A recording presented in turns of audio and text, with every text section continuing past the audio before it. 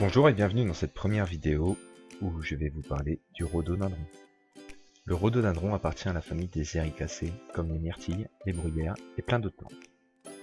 On dénombre pas moins de 1000 espèces différentes. Suivant l'espèce, il peut atteindre 50 cm à 10 mètres, voire plus. On trouvera les plus grands dans l'Himalaya. En France, vous pouvez en admirer de magnifiques en Bretagne, où toutes les conditions sont réunies pour leur épanouissement. Rhododendron est sans doute le mot le plus moche de la langue française avec nœud et bidet. On doit ce mot à Carl von Linné, un naturaliste suédois. Avant, au Moyen-Âge, on l'appelait rosage, ce qui est quand même beaucoup plus beau.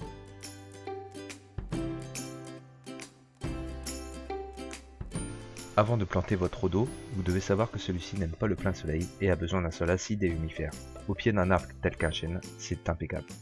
Creusez une bonne fosse. Si votre terre est calcaire, installez un géotextile dans le trou et ajoutez un mélange de terre de bruyère, de tourbe blonde et de terre de jardin. Mais surtout, mettez de la terre de bruyère. Arrosez convenablement votre rhododendron de manière à ce que la terre se tasse autour des racines.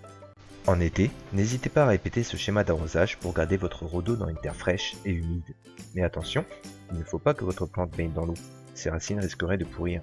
Vous pouvez pailler votre plante avec un tapis de feuilles de fougère ou des écorces de pin. En se désagrégeant, ce type de paillage libère de l'acidité dans le sol et c'est super cool pour le rhodo. En fait, il ne faut pas que votre rhodo prenne le soleil de midi à 4 heures l'été, le plein cagnard comme on l'appelle.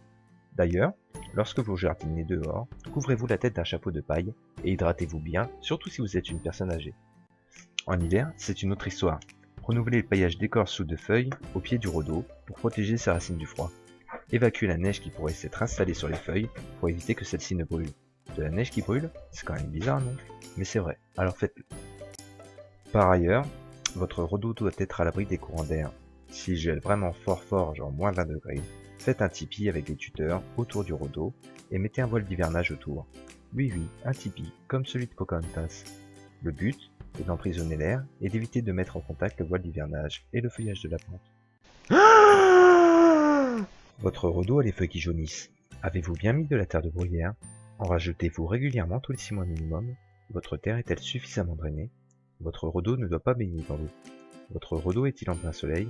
Votre terre est-elle calcaire? Si oui, ajoutez un apport de fer à la plante et de l'engrais, plante de terre de bruyère. Voilà, votre rhododendron est en pleine forme. Il pourra peut-être vivre plus de 100 ans. Avec un peu de chance, vous serez mort avant lui. Voilà, c'était Jim et les plantes. N'hésitez pas à mettre un pouce vers le haut pour me faire comprendre que vous avez aimé la vidéo, ou un pouce vers le bas si ce n'est pas le cas. Abonnez-vous à cette chaîne si vous aimez les plantes.